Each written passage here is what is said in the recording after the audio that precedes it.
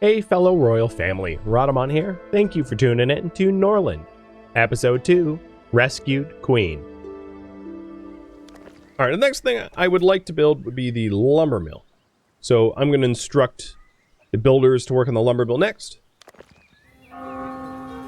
And we have, the migrants have just arrived. One is Maka, the rest are Varn. And the other thing I'd like to build over here is a barracks as well. So barracks houses your warriors.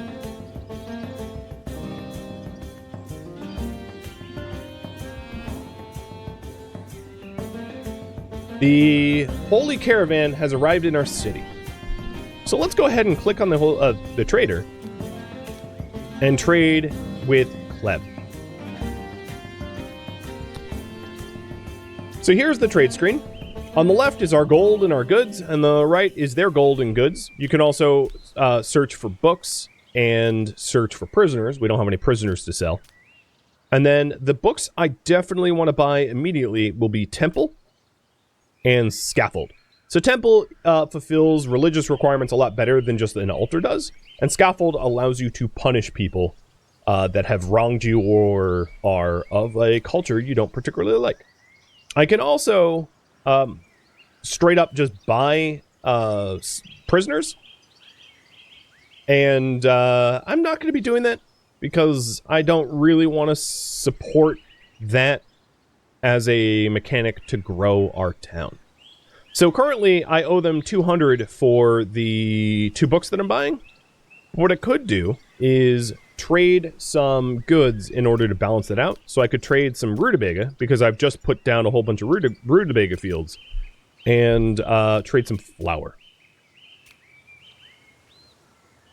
There we go. Additionally, my kingdom has 3 bows and 4 spears. So I don't think it would necessarily be a bad idea to buy... Oh no, it has 4 maces. I'm going to buy 2 spears here at the store as well from them. And that's the trade. So now we have 9 weapons total.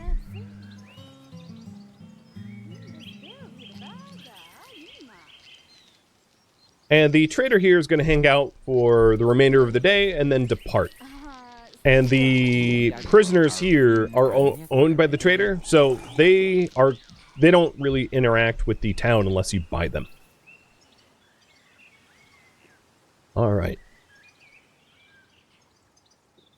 So in terms of the rest of the industry, as you can see, a lot of the problems that were throwing up flags have been resolved. The problems that are left is a lumber mill, which I currently have 1 queued. A barracks, currently have 1 queued. And alcohol production is present, and I currently have a brewery queued. So all of the remaining problem flags are managed. And all we really need to do, and the current priority is going to reflect this, is grow to support the town. I was going to call it a city, but as a population of 12, I don't think that would be true.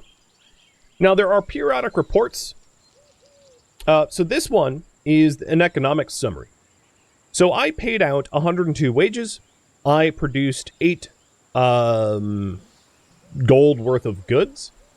I sold 118 golds on the local market, and I invested 495 into the economy. Then it will also send up flags. So there was insufficient workers for the rutabaga field, but that doesn't surprise me. And it tracks your total gold balance for the day. I'm also... Let's see.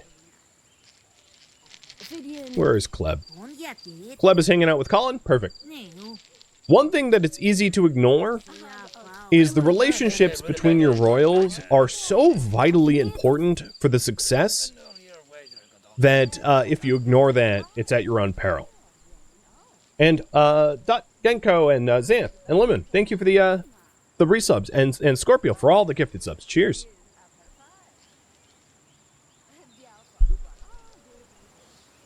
So you can see the peasants gambling, dice in the tavern, and drinking. Actually, I don't think they're drinking. And the reason why I don't think they're drinking is beer is priced at 5 per... Actually, no, they might be drinking because they come in with their own private wealth. But beer is priced high enough that they won't typically be able to afford it every day. But we did, anyway, sell 10 beer today. And if you're wondering, your royal family doesn't have to spend money for food or alcohol. You're exempt. So today we sold 17 flour and 10 beer to our citizens.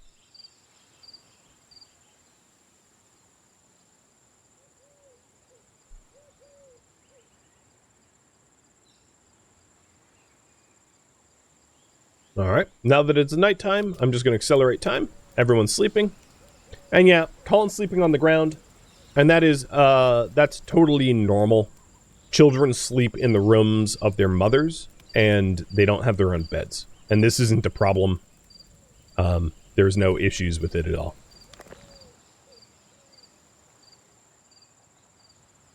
And then my warriors, because they don't have a barracks, are sleeping on the ground. And then 2 of my peasants are sleeping on the ground as well, because I haven't built the second dormitory, because we have 12 people and only a dorm for 10.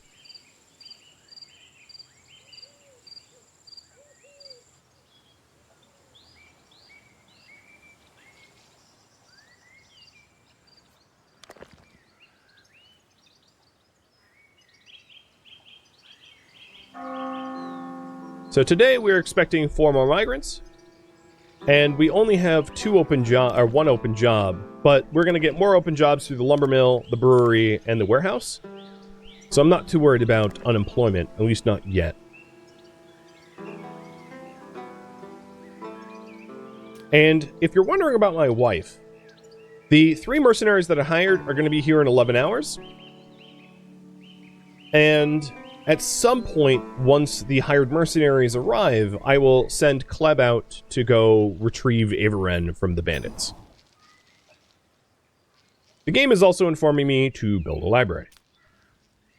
It's pretty low on my priority list of things to do at the moment, just because I'm going to be busy with a lot of other things. But it is a very good idea, because learning new things is so vitally important in this game, that a library is definitely high up on the list of things to do. And I think I'm going to put the library here, but I'm going to wait until the other structures are built. But it's throwing a little flag on the right there. The build a library. So here we are working the rutabaga fields, and today they will harvest the crops. The crop yield is very, very quick. Time is compressed in this game.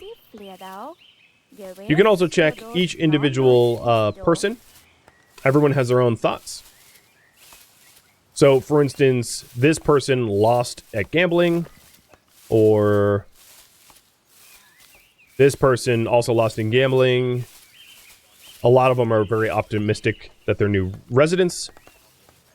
And Colin and Kleb are like roaming the fields and chatting with one another and building up a relationship, which is really good.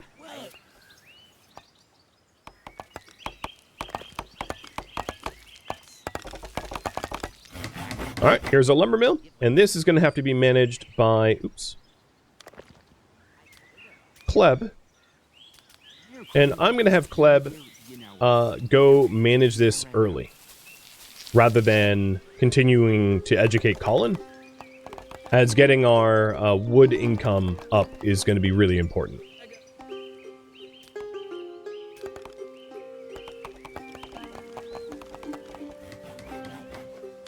And here's a warehouse, and I'm going to actually shut the warehouse down for now because I don't have enough workers for it.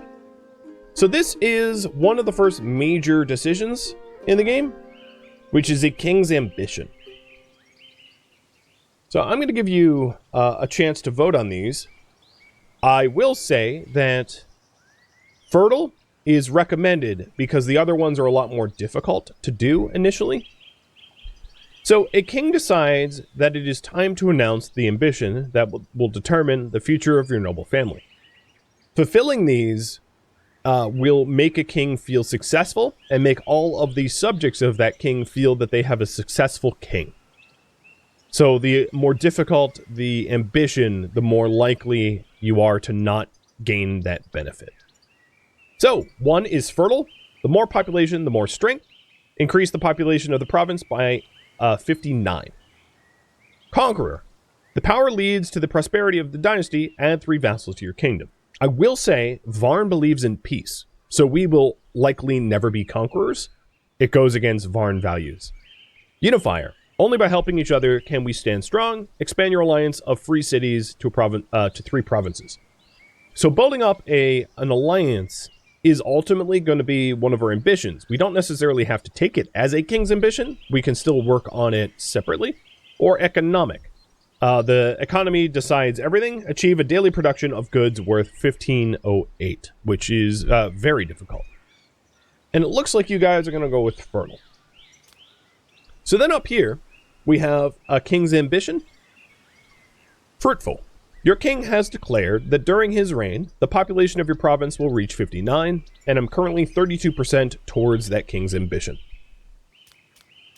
I think there is additional mechanics about king's ambition over here.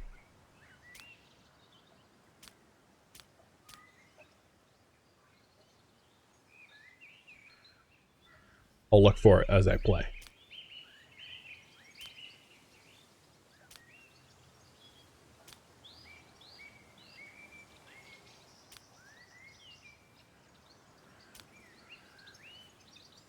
And I believe today is going to be the coronation. Yes, today the ceremony of coronation will take place. So here is the coronation for me to be king, not emperor. Emperor is a totally different goal.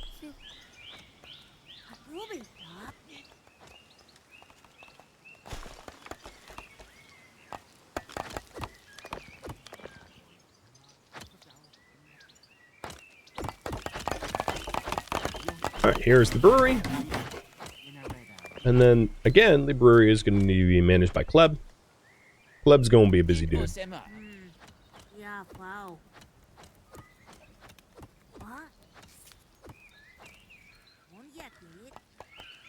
He's doing a pretty good job at educating Colin, despite the fact that he has a teaching skill of, like, near 0. But I'm going to tell him to stop teaching for a minute, so that he can go do his inspections, because it would be very good for us to start our moonshine production.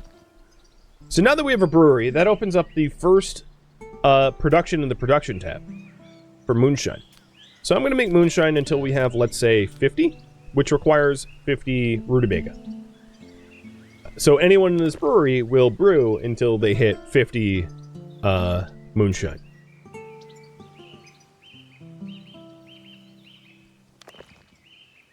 And I'm also going to get another lumber mill. I'm going to place it down here.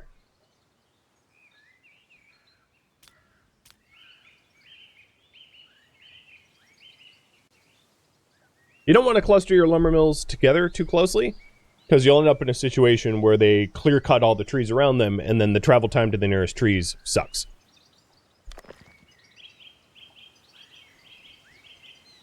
Alright, Colin, let's continue your education now. But I'm going to teach you economy from Kleb. So Kleb's main skills is management and trade, so he's really good at economy. So I'm going to try to pass on economic teachings to Colin as a result.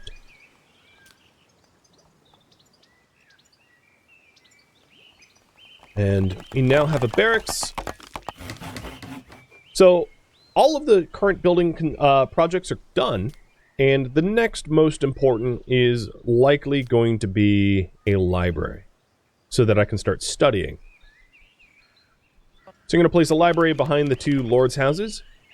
And what I'm trying to do here is cut down the travel time to get to the library and the hall and all of the buildings that our nobles have to get to, as their travel time is really important to manage well.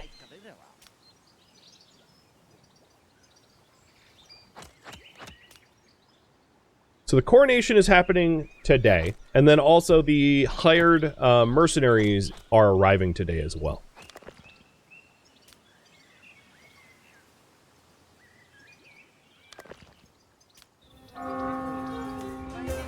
5 more migrants came in, and the hired warriors have arrived. So the 5 migrants brings our population up to 17 peasants. All but 1 are Varn. And then the hired warriors also count for total population. So now we are 45% of the way to becoming fruitful. Or 46%. And you can see the people are using this road that I built to enter, cutting down their travel time, which is really handy. So here are the new warriors and peasants. Does walking between buildings slow down travel? No. You can't walk through a building, but like this path is fine. Most buildings, their collision box is smaller than their floor print. So for instance, if I built a mill here, that bottom section that overlaps the road is still going to be terrain passable. Which is really convenient, because you can build things on top of one another and still walk between them.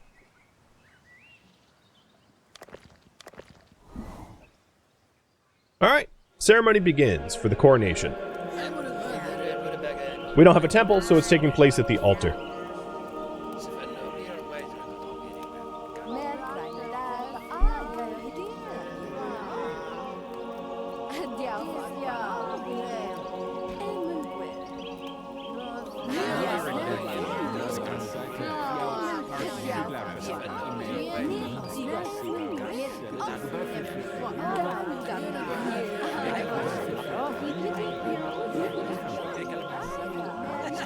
Kinda looks like he's on fire.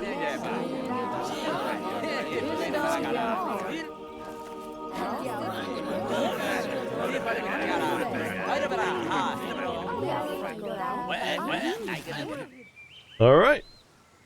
Kleb has been coronated king. I had a meaningful conversation, many rings, effective alcohol.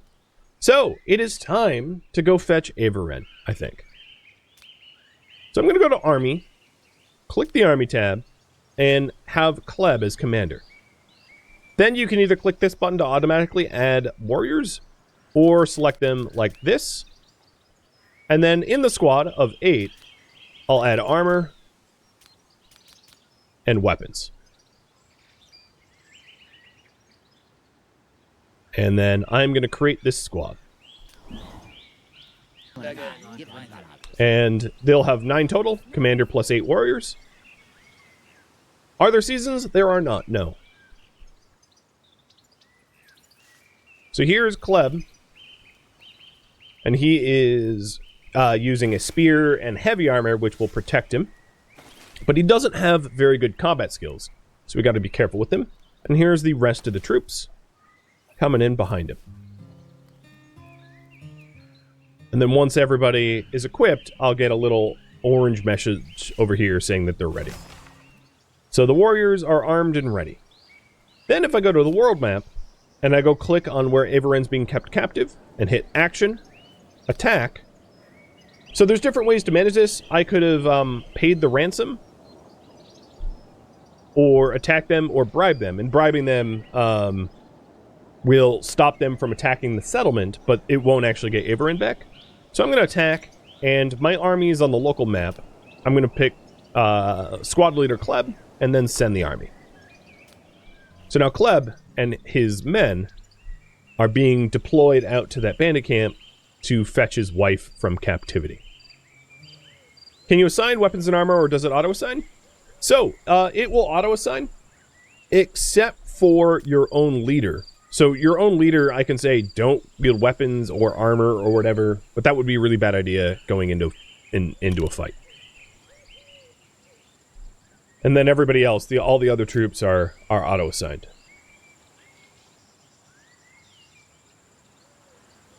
And then there are also positioning. So stay in the back has your noble stay in the back. Protect archers has your meleeers not sally out and rush the enemies.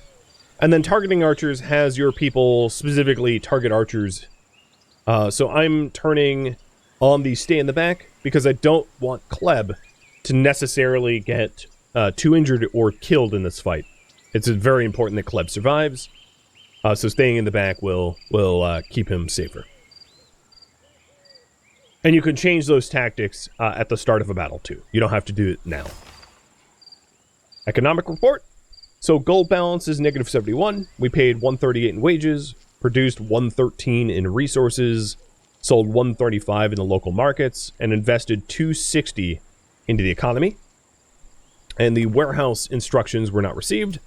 So once Kleb's back, I will spin up the warehouse.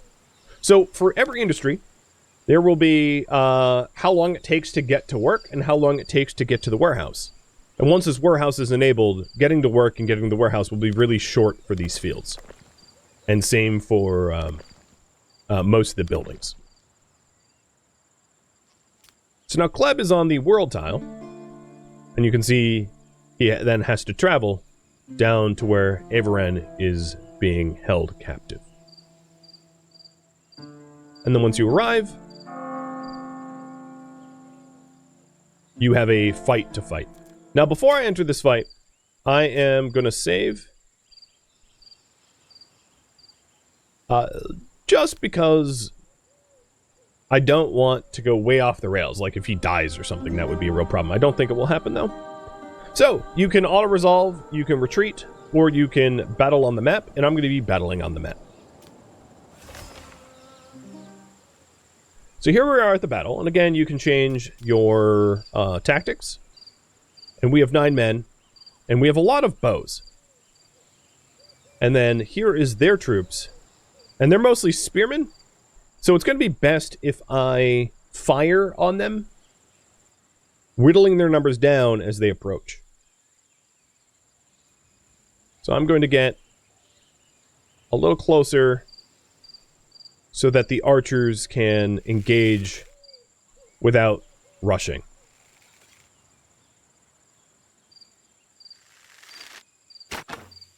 And there we go. We're starting to fire volleys, and we've already downed one of their men.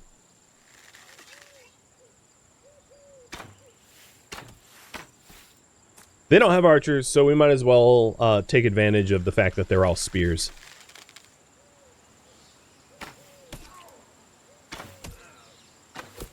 And then, our meleeers will engage, protecting the archers. And I'm going to have Kleb stand in the back, because I don't want him injured.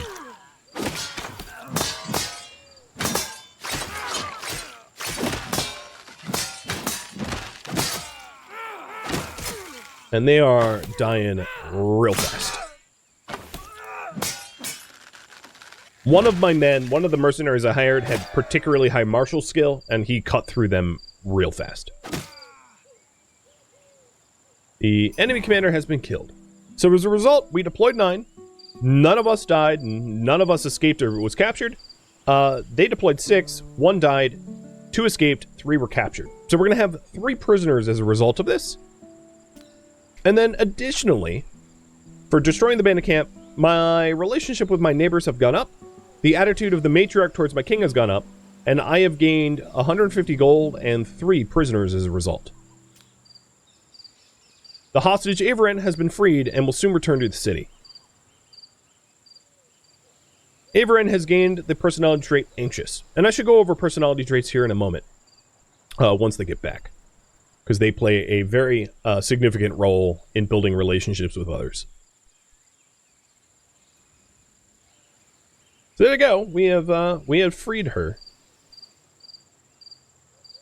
And I want to continue growing to support the town.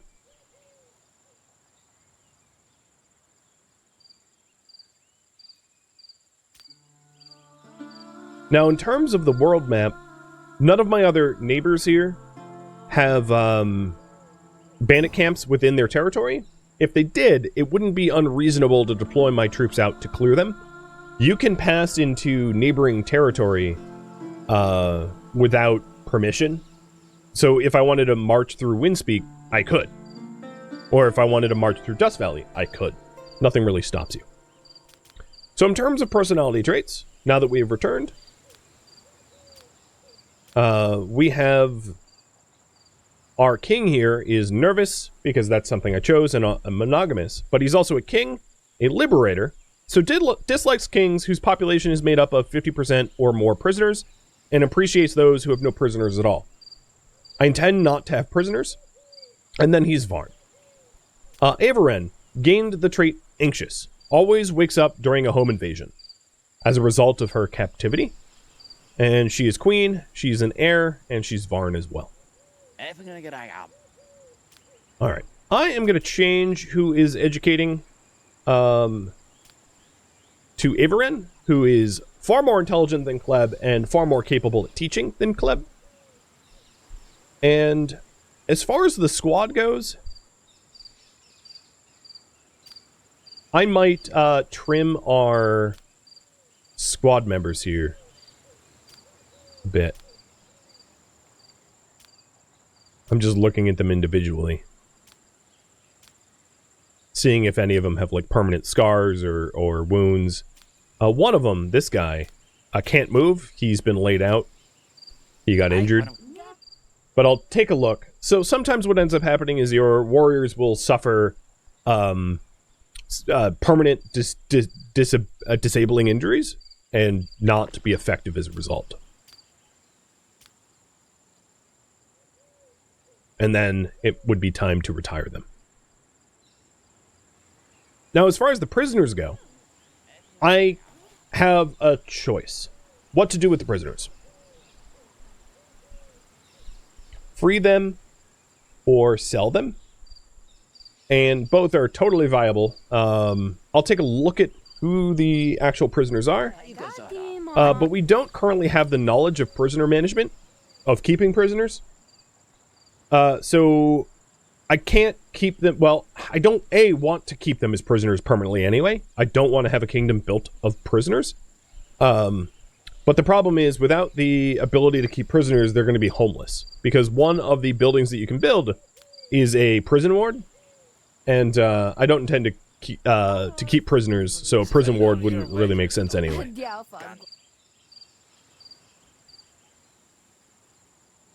Alright, so here's that other guy that fell down, and he has pain shock, injuries, an infected wound, and lots of mobility, but he's not otherwise, doesn't have a debilitating injury that lasts forever, like a missing limb or like a missing eye or something like that.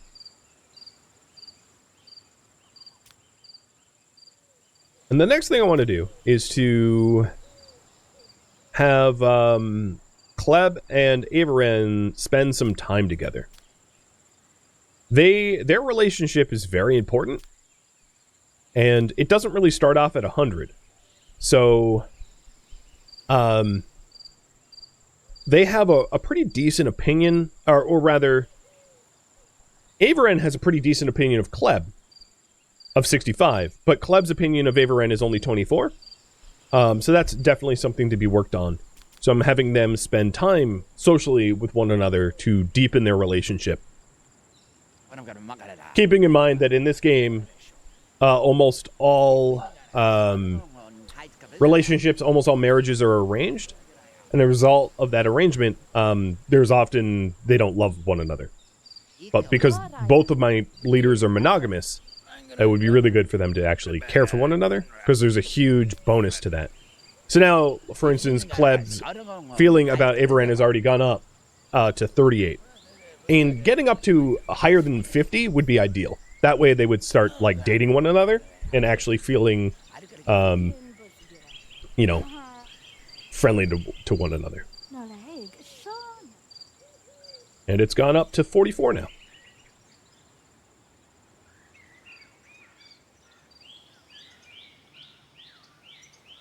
And she feels 83 towards him. Rescued me from captivity, 3 deep conversations, spouse, successful commander, small talk, same culture. So, you know, we want to keep building up those relationships regularly. And also the same is true of the relationship between Cullen and his parents. I will say it's yet another pitfall for probably new players playing this game, is they focus on the town building and don't focus on the relationships between people. But the relationships between people honestly could be just as important. So here are the prisoners. There's Rhadamant. here who's a former gangster. There is, yeah, there's 3 of them. And, they're concussed and in prison and homeless as a result. And it looks like, I'm going to call this poll a little early, we are going to be selling the prisoners. Now, the other thing I could do is, should I consider freeing the Varn prisoners only? So we are a Varn kingdom. We could decide to treat prisoners differently depending on whether they're Varn or not. I can leave that up to you. So if you want me to treat the Varn, or I'm going to call them Varnish, you know, as if we're Polish? Never mind, sorry. So I'll have you guys decide whether we treat Varn differently or not. And some other really important things just popped up. Protection of the loving family. For the harmony of the world of Norland, and as a grace of Mother Sophia to all that is new and renewing, the loving family prohibits aggression towards young, noble houses. This means that neighboring provinces will not engage in blackmail warfare and intrigue against you while the protection is in place. Usually, the loving family removes the protection when the settlement reaches a population of 50, including warriors, lords, peasants, and prisoners. However, the protection will be lifted if I take aggressive actions towards my neighbors first. So there is like a grace period at the start of the game where you don't get messed with until your population hits 50. Unless you are the aggressor. And looks like you guys want me to consider freeing, and I'll call this one early because it's such a landslide poll, freeing the Varn from being prisoned. So Rhadamant here, you're going to be freed by Varn. This guy is Maka. And then where is the last prisoner? Whoa! What did your head just do? I think we need an exorcism.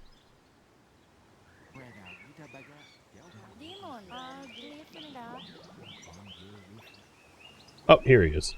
He's also Maka. So we're only freeing one of 3 prisoners.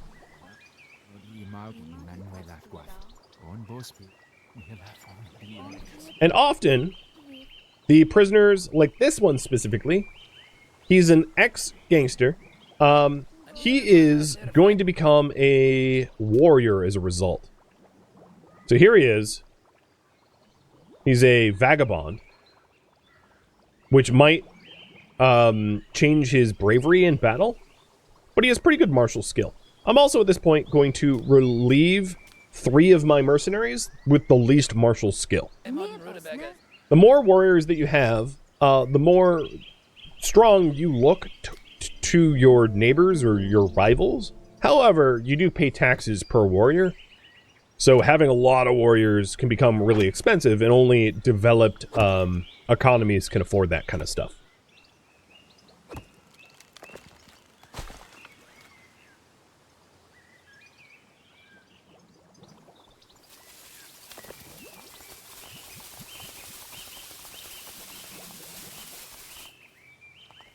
Alright, I am going to quickly save and load, and the reason is the calculation of the time it takes to get to warehouses doesn't seem to recalculate unless you save and load, in my experience, and it doesn't take too long to save and load real quick.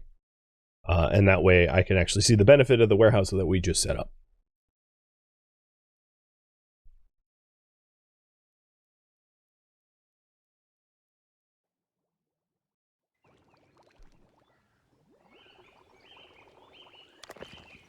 So taking a look at like this field, to the warehouse it takes 5 minutes, and to the workplace it takes 29 minutes. It takes a little bit longer to get out to this field, but the travel time is pretty short for the brewery as well.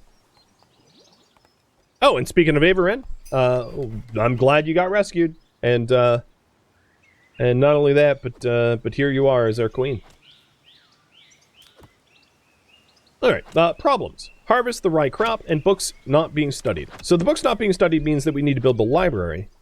And then, additionally, the rye crop means that we need rye fields. And once the library gets built, I'll put up some rye fields. So rye fields. Nobles do not want to eat rutabaga. Rutabaga is like a poor person's food. So I'm going to be setting up rye fields here. For now, I'm just going to do the one, but setting up rye fields so that we can process the rye into wheat or beer, depending on our tech level.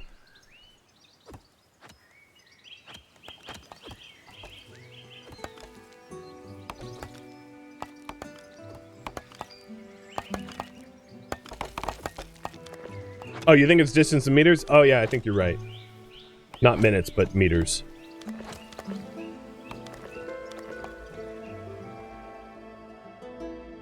Thank you for tuning in to Norland, which originally streamed live on Twitch as a marathon August 17th and August 18th. If you have any feedback or questions for me, let me know in the comments below, but please keep in mind that this episode was cut from a marathon, meaning that feedback cannot be incorporated. If you would like to catch a live stream of mine, Rhadamant.com has my stream schedule and countdown timers to upcoming streams. And if you would like to join my online gaming community on Discord, Rhadamant.com has a link to it, as does the description of this video. Thank you so very much for watching, and a special thank you to my Patreon patrons, Twitch subscribers, and viewers like you that support the channel and made it all the way to the credits. Thank you so very much. I hope to catch you next episode or an upcoming stream. Farewell, my fellow Varn.